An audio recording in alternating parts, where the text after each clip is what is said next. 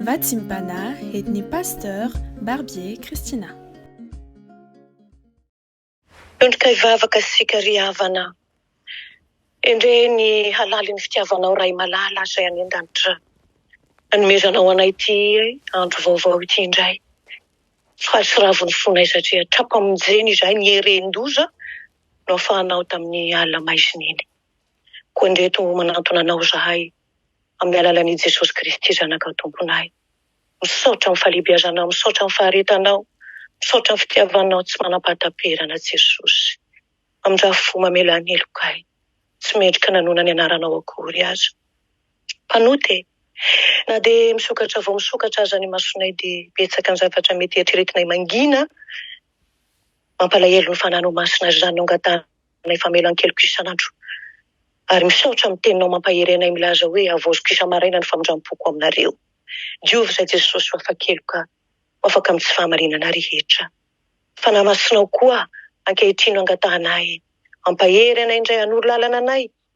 Afahanay mahafantatra tokoa inona no adidy sy andraikitray amin'ny maha-kristianina anay Andriamanitra. Atreo fendro fotoana izao Jesosy.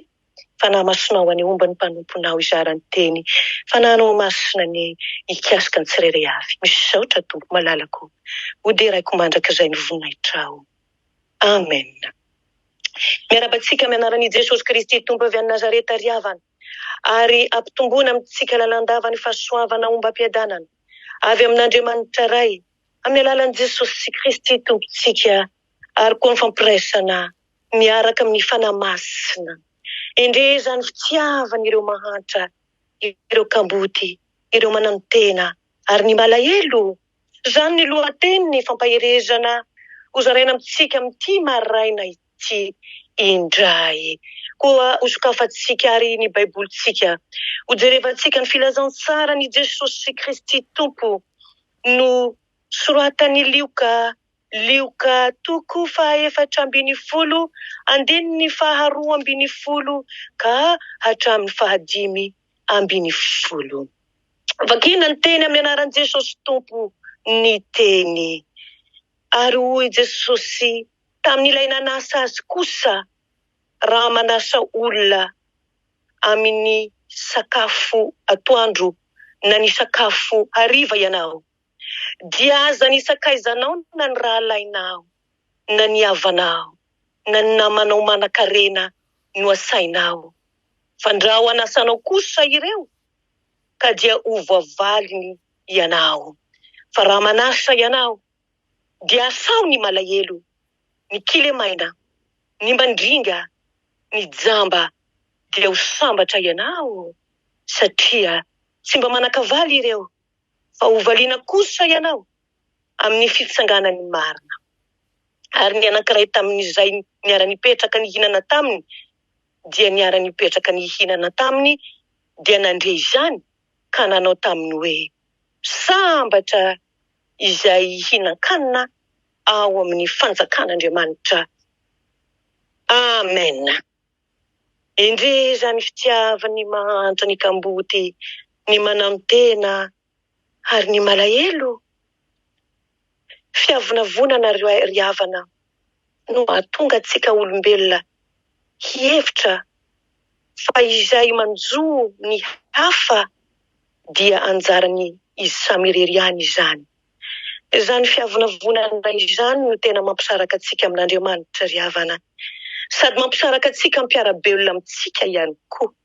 Ary dia izao fahotana, tena fahotana izany. Ary fahotana tena mitondra any amin'ny fahaverezana mandrakizay izany. Tsy vitany hoe ny tsy mino ihany nefa voan'ity aretina fiavonavonana ity, fa eo am-pivoanana dia ny mpivavaka koa aza. Raha tsy mitandrina dia ho tratra an'izany. No iverin'ny reto fariseo manko, fa tena hoe zavatra tena tsara ny manasa olona hiaray sakafo amin'ny ao an-tranony. Indrindra fa ireo raby na mpampianatra izay nampianatra tao amin'ny sinagoga. Ny fanasana ny vahiny no nazahoany dera sy voninahitra teo amin'ny vahoaka. Ary dia izao ary izy nanasa an'i Jesosy ilay fariseo izay resahana eto, sady izao nandray tsara ny fanasany Jesosy. Kanefa na dia izany aza dia manankolazaina aminy ny tompo ny amin'ny hoe fanetrentena marina izay tokony ho tanteraina amin'ny fanompoana ny hafa. Io no foto-kevitra izay hodinitsika anio ry havana. Fifaliana tokoa ny manantona fanasana raha atao ampahatsorana, raha tsy misy hevidratsy voafina ao anatin'izany fanasana izany. Kanefa izao no mampalahelo tamin'ity tantara ity ry havana. Voalaza tamin'ny andininy voalohany amin'ny toko faha 720 any eo ambonimbony eo, ny tao anatin'ny fony reto fariseo reto. Nizahan-taratra azy ireo. Nizahan-taratra azy ireo. Nizahan-taratra an' Jesosy zany. Hevidratsy ny tao am-pon'izy ireo izay nanasa azy. Raha ohatra ka ho voafandrika manko Jesosy dia ho nahazo dera tamin'ireo izay nanatika ity fariseo. Andro sabata mantsy ny andro tamin'io nanaovana ny fanasana. Dia io andro io dia notandreman'ireo fariseo fatsatra. Azao tsy nanao asa mihitsy izy ireo tamin'izany andro sabata izany. Fa noararaotin' Jesosy kosa izany andro sabata izany mba naneho ny fitiavany tsy manam-pataferana tamin'ireo malahelo sy ny marary. Ary dia taloha izao fanasana izao dia nanasitrana olona maro izy. Noho izany dia vao maika tesitra ny mpanasa azy. Ireo dia tsy mba nihevitra mantsy izy ireo ny hanasoavana ny namany, ny hanasoavana ny mpiarabelo aminy, fa ny azahoany dera no tao anatiny. Ary izany rehetra izany dia hitan' Jesosy tsara izany. Fa izy dia mahalala ny ao am-pony tsirairay avy manko i Jesosy ry havana. Isika izay mihaino teny Jesosy anio koa ry havana, dia tsy hafa loatra angamba ny fihetseham-pontsika. Mbola manjaka tokoa ry havana n'izany hoe fitiavan-tena izany, ny fireharehana izany, ny fiavonavonana. Tsy mba vahiny amintsika izany ry havana. Ny fanetretena marina dia tsy mba hita matetika ry havana. Tsy mba hita matetika izany.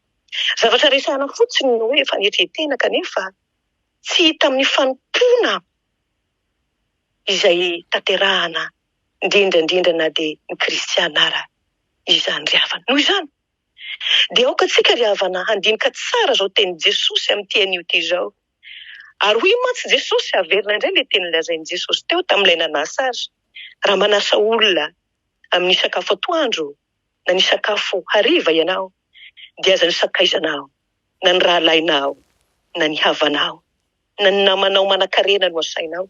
Fa andrao hanasanao koa ireo, ka dia ho voavaly nozy ianao.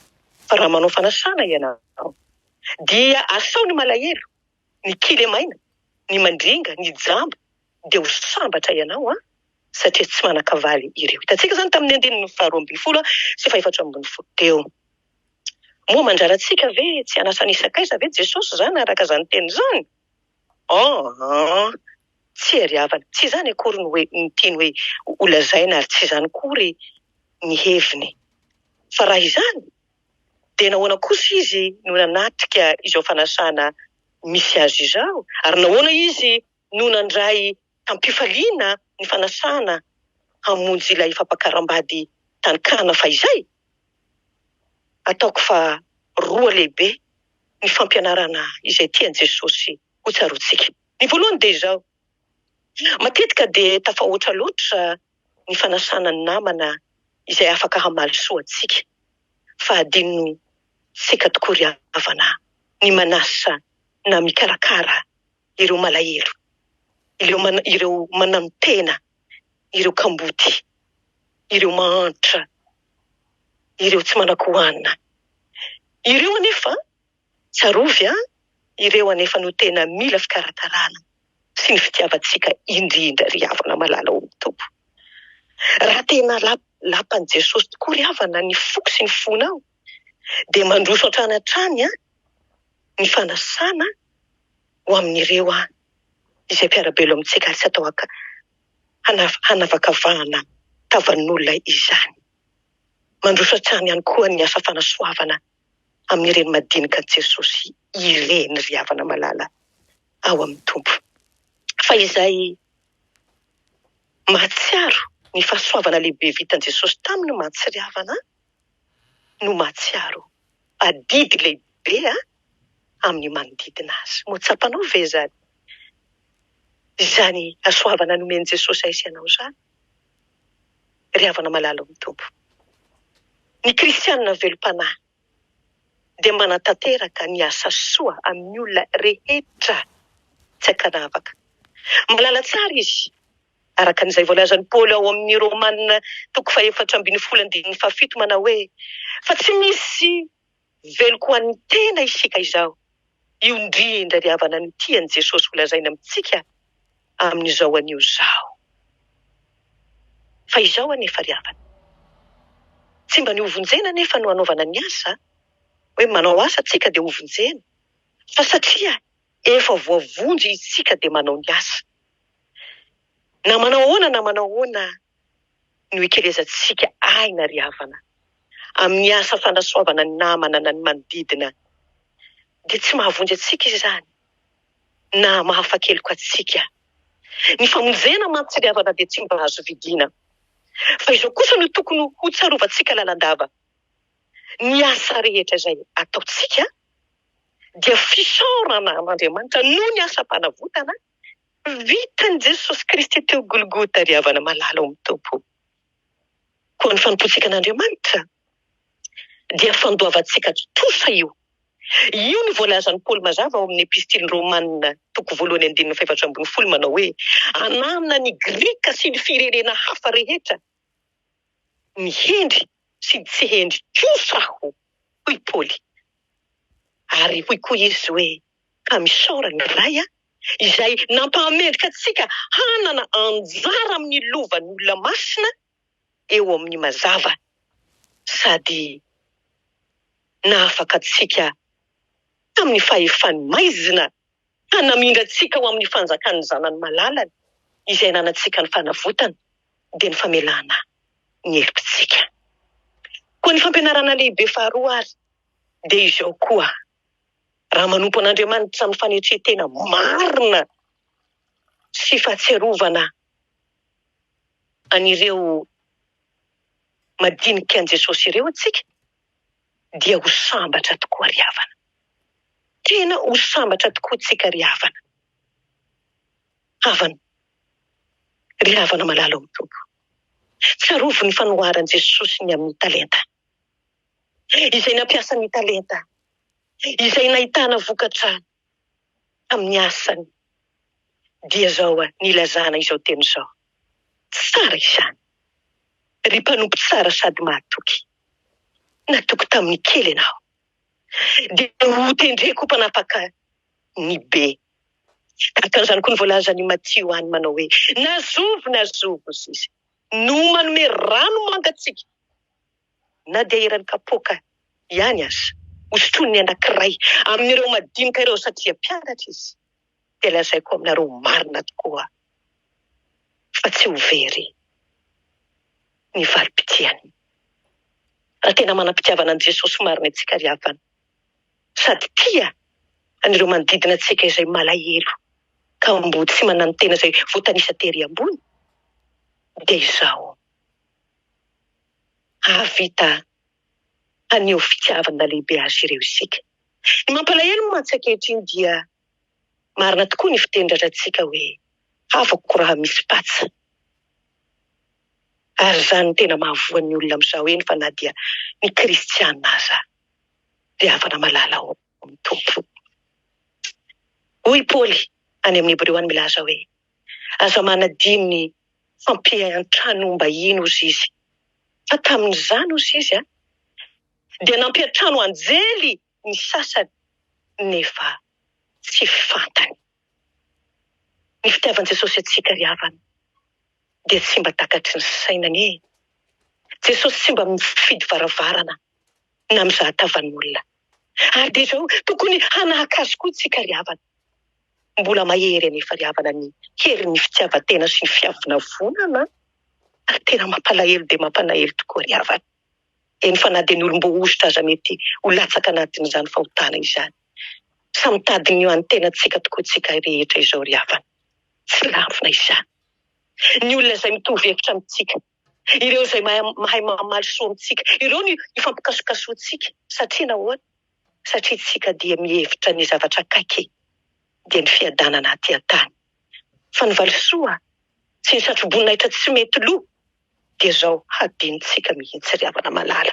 Anka manjary mangatsika ny fotsika mahita an'ireo rahalahy mahantra sy malahelo ry havana. Kanefa isika dia anisan'izay efa nasaina ho amin'ny fampakaram-bady lehibe any an-danitra. Izany nahatonga ny anankiray tamin'ireo nasaina tao amin'ilay tranony fariseho hideran'Andriamanitra hoe sambatra hozy izy izay hihinan-kanina ao amin'ny fanjakan'Andriamanitra. Ry havana malala mitompo misy tantara fohifohy tahaka an'izao. Indray andro nisy mpanan-karena iray dia tonga tao an-tranony nandondona teo ambaravarany ilay olona iray tao mitafy malotoloto, masifisifo. Dia raha nandondona dia nisokafan'ilay tompo-trano dia hoe inona no tadiavinao? Mangataka sakafo aminao aho, noana aho. Dia hozy ilay mpanan-karena, tsisy aty, mivoany fa ianao ary aty masiso. Voakany. Nefa mpivavaka io mpanan-karena io. Avy eo ry havana, tamin'iny arivariva iny izy dia nivavaka. Dia misy feo nibetsika taminy. Nilaza taminy hoe, mba fantatrao moa fa izao Jesosy ivavahanao izao anie no nandondona teo aminao iny. Nitomany fantatra ty mpanan-karena. Naneniny nitady izay nisy an'ilay nahantra hoe aiza zany ianao Jesosy. Tsy tatsony ilay mahantra. To mampasiaro izany ilay teniny Matio momba ny hevin'ny Kristy hitsara ny firenena rehetra. Hoy izy hoe amin'ny anaran'i Jesosy, ary dia ilaza indray amin'izay eo amin'ny ankaviany koa izy Jesosy hoe miala amiko ianareo izay voaozona ho any amin'ny afo maharitra mandrakizay izay voavoatra ho an'ny devoly sy ny anjeliny. Fa noana aho hoy ny Tompo, tsy mba nomenareo hanina. Nangetaheta aho, tsy mba nampisotroanareo. Nivahiny aho, tsy mba nampitranonareo. Tsy nanakitafy aho, tsy mba notafianareo. Narary sy tao an-tranomaizina aho, fa tsy mba novanginareo. Ary dia namaly kosa izy ireo hoe, Tompoko, oviana no hitanay noana ianao? Na nangetaheta, na nivahiny, na tsy nanakitafy, na narary tao an-tranomaizina, ka tsy mba nanompo anao izahay, fa namaly azy Jesosy. Ka nanao hoe, lazaiko aminareo marina tokoa. Araka izay tsy nataonareo tamin'ny anankiray amin'ireo kely indrindra ireo no tsy mba nataonareo tamiko. Ary ireo dia hiala ho amin'ny fampijaliana mandrakizay, fa ny marina ho amin'ny fiainana mandrakizay. Io fanasana lehibe io ary havana no aoka heveritsika, no aoka fomba tsarovatsika tsara fa samy tsy mendrika isika zao, fa zao. Fa fahasoavana lehibe avy amin'Andriamanitra raha mba asaina hanatrika ny fampakaram-bady lehibe any an-danitra isika ry havana.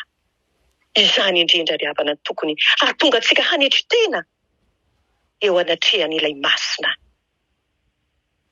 dia ilay tiantsika izany. Ny fahamendrehan'i Jesosy sy ny fahamarinany no hany akanjo fitondra amin'izany fety fampakaram-bady lehibe izany. Eo anatrehan'Andriamanitra ry havana dia mitovy saranga daholo isika rehetra izao, na ny mpanan-karena, na ny mahantra, na ny finaritra, na ny malahelo. Ka rariny koa raha milaza toy izay voalaza ao amin'ny lioka isika manao hoe mpanompo tsy mahasoa izahay. Andao ry havana hanana ny fony Jesosy Kristy feno fitiavana, nanetry tena, tia namana, tsy mba nanana fireharehana na fiavonavonana, fa nanetry ny tena no nanandratan'Andriamanitra azy ambony indrindra. Ary tsy misy anarana lehibe indrindra fa tsy anaran'i Jesosy Kristy. Ny fanetry ny tena ka nahatonga azy nanolotra ny ainy hamonjy ny sakaizany no nazahoantsika fanafotana. Aza adino izany. Na azo maimai-pona anao avako, manomeza maimai-pona. Azy irery ny voninahitra, atsika ny fitiavana, atsika ny fiantrana, atsika ny fangoram-po amin'ny malahelo. Aleluia. Amen. Sotra Jesosy amin'ny teninao. Mpamindrafo aminay fa ratsy dia ratsy ny fonay feno fiavonavonana mijery tavan'olona. Ianao anefa mahay manovanay. Satria efa voavidy ny ranao soa izahay Andriamanitra. Ankehitriny tahony tsirairay avy Jesosy. Fa afaka manokana ho an'ireo manantena, ireo kamboty, ireo mahantra, ireo tsy manan-koanina, ireo tsy manan-kitafy. Tompo, mahantra anao iry. Ampizara ho anay ny fahasoavanao. Aza mahafoy na mahasaraka azy ireny. Ianao Jesosy. Raisy ny fitahiana tsodranomaso antonona amin'ny anaran'i Jesosy Tompo avy Nazareta. Fa ny fitiavan'Andriamanitra iray. Ray nanomezan'izana ilay tokana mba tsy sovery rehetra mino azy fa hanana ny fiainana mandrakizay. Ny fahasoavan'i Jesosy Kristy Tompo. Ary ny fiadanan'ny Tompony ameno ny fo sy ny fanahintsika tsirairay avy hanaovantsika asa soa amin'ny manodidina atsika tsirairay avy izao. Zao ny Tompo rehefa tia dia tia ny ahy hatramin'ny farany. Mandehanao ny Tompo amin'izao herinao izao ary anaka atolory ahy ny fonao. Ho anao Jesosy sy nisaotra ny ajanderan'ny voninahitra, mandrakizay. Ho anay kosa Tompo ny fitiavana, ny fiantrana. Aleluia. Amen. Mahireza indrindra ry havako. Samy anana ny fitiavan'i Jesosy tsika tsirairay avy izao. Mbola manamboatra antsika ny Tompo, tia antsika ny Tompo. Bonne journée, hein?